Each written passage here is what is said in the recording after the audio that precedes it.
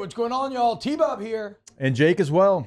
And you're about to watch a little OTB LSU.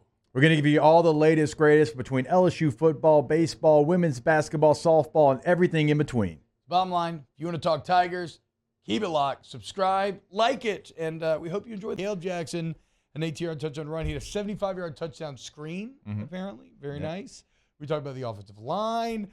How about Sage Ryan and Zy Alexander as the CB1s? That Sage Ryan part of that equation, we've heard a lot of good things about Zy Alexander, but the Sage Ryan part of that equation, very surprising and maybe a little worrying, given that he just switched there last week.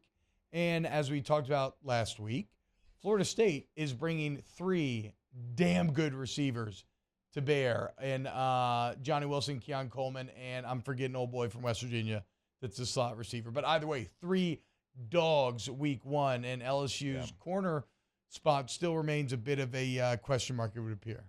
It does. And it hasn't really changed last couple of weeks. Yeah. It just, the position right now is what it is. I mean, we've probably spent the most time here on the show talking about that position.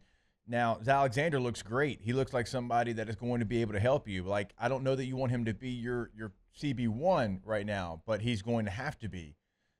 Sage Ryan's somebody that has the talent to do it, but he's had some ebbs and flows in his LSU career. I think that's a nice way of putting it. I mean, would you agree with that? Yeah, I think. I mean, he's had some moments, but he's had some head scratchers. Yes, I think that Sage. It's funny because whenever we talk about star ratings, we always talk about the underrated guys outperforming. Yeah. But we never really talk about the drawback of being a 5-star who's trying to, like Sage Ryan. If he was a 2 or 3-star, you'd be like, okay, he's okay. Like he's worked his way into playing. Like he's coming up. Like, I think he could be something. But because he came in as a 5-star, it's like, oh, what the hell, man? But, like, so, on balance, he hasn't had a 5-star start to his career, but he's been solid, and I'll allow him the opportunity to improve. I love the way you said that. I agree wholeheartedly there. Now, he's listed, as we all know, like, he's listed as a safety because that's kind of what he's played, but he's been a nickel. So, like, if you really do think about it, like, he has played more corner than safety in his career, even though he's listed as a safety. A nickel, to me, is more corner-like than it is safety-like. So I'm not saying he can't go out there and do that. I think he can help you there. And maybe that's why you put him out there. You put him out there because right now you don't have the bodies, and you're like, hey, this might be something we have to do. Now, Denver Harris was back out there, and so that's another body. Those things are great, but you're going to have to be creative. Deuce Chestnut's somebody that I can see him playing inside as well. So it might be a situation where, like, hey, Deuce doesn't play the outside as well as he does the nickel. Let's put him at nickel. Sage was the nickel. Can he help us outside? And, yeah, I know it's late in the game to be toying with some different things, but that's where you're at right now at that position. When you go out there, you love a lot of what's going on for LSU football. That's a position right now that you're not going to fall in love with. That group still has work to do. Now, what can you do schematically to try to help that group out? That's got to be one of the questions because it's a thin group. It's an unproven group. You have some injuries in that group as well, guys that you brought in to help you out. J.K. Johnson. Like, again, when you're on the scooter, I don't expect you to play. No, not for a while. Is he still on it?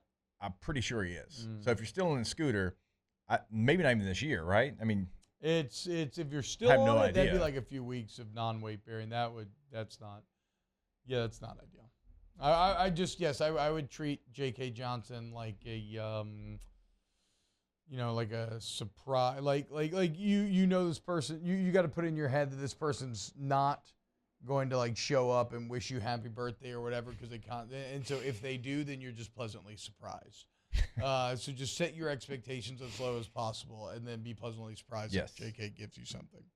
I would agree there. So. What sort of upside down do we live in where LSU is an offensive line filled with NFL players, but no corners, no NFL corners? I mean, because LSU's offensive line, like we were saying in the first segment, they have had national championship offensive lines that played in that game in 7-11 and didn't have pros, but really good players, but not NFL guys. Now they finally, because LSU didn't have this long list of NFL offensive linemen. No. Like, I mean, it's Whitworth, it's Peterman, You got the guys that played 19 in Cushenberry and Sadiq Charles, but I mean, Ethan Postic's still out there. Ethan grinding, Postic's making still it. out there. Will Clapp's Clapp still out there. But there's a long gap between other positions to LSU standard. Yes, absolutely. LSU's never been known for a lineman. I guess it's the Kelly effect, right? Yep. He's great development lineman. We just got to maybe get the DBU thing kicked back up a little bit. But, well, actually, we'll see. You know, maybe Alexander develops into that guy. I think Ashton Stamp shows fantastic potential thus far as a true freshman. We know that Deuce Chestnut's already been an all-conference performer on the college level. But again, it's definitely – and it's something that it puts extra emphasis on the need for – Harold Perkins, was it Braden Swinson they said last week that's been rushing the passer very well. I think has like the fastest get off or whatever on the team or something. Like anybody who's – and then the guys on the interior, Mekhi Wingo, Mate Smith, anybody who's going to be rushing this passer, you're even more important now because if you can't get pressure, then this LSU secondary, at least from where it sits right now, would appear to be a potential weakness that could be exploited. You have to have – interior pressure, and you've got two guys, maybe two of the best candidates to do it in the country. I mean, you have the tandem that I think is unrivaled. I think they're the best tandem of defensive tackles in the country. One was an All-American last year. One has certainly the potential to be this year. And as an offensive player, even as a running back, but certainly as a quarterback, I don't mind pressure if it's coming from the outside. I don't. Like, I don't love any pressure, but if it's going to happen, I want it to come from the outside because I can find a window. I can step up. I can find an angle to get a throw off. But, T-Bob, you know this as well playing center. If you get interior pressure and the quarterback's sitting there and he can't step up and he has to bail out, well, then even an okay edge rusher is going to have an advantage because you're rolling right into him either way. So, like, yes, we're talking about edge rushers here, but it is more important that you get that pressure up the middle as well because you have the guys to do it at an elite level. And if you do, there's nowhere for the quarterback to run. And even if he finds a place to run, you've got the best spy in America and Harold Perkins sitting right there as well. So that's a real advantage for LSU. That's a group that probably already understands it, that they've got to step up because they're going to be just wildly important to the rush this year, even if you don't get home. Yeah. Like, even if you don't get home, it is just making him uncomfortable and getting the quarterback off his spot. Just to help with coverage. So you say, it's not just the line, it's the entire front seven. And you said schematically, there are ways, here's hoping that LSU can figure out ways to kind of help out that group schematically. I mean, what are ways that you can try to? Because it doesn't feel like corner's position you can really hide too much. Like, what could Matt House maybe look to do? I mean, you're not going to play just a ton of straight across the board man coverage. Yeah, sure. I wouldn't expect a lot of cover one. I mean, bracket coverages. Yeah, maybe play it safe. And gosh, maybe you play some cover four. Yeah, quarters, same thing. Oh, wow. I mean, maybe you do just to kind of figure it out, maybe to keep things in front of you. I hate it. I hate everything about it. But if you're struggling, again, once the live bullets start flying, you'll figure it out. Yeah, we'll see. I don't think you're going to see an aggressive coverage style, maybe initially. There's ways, and look, the coverages are there for a reason. They're not just straight, hey, offense, take 30 yards, but maybe you're not as aggressive in the coverage. Maybe you're aggressive other places to try to figure out exactly who you can count on.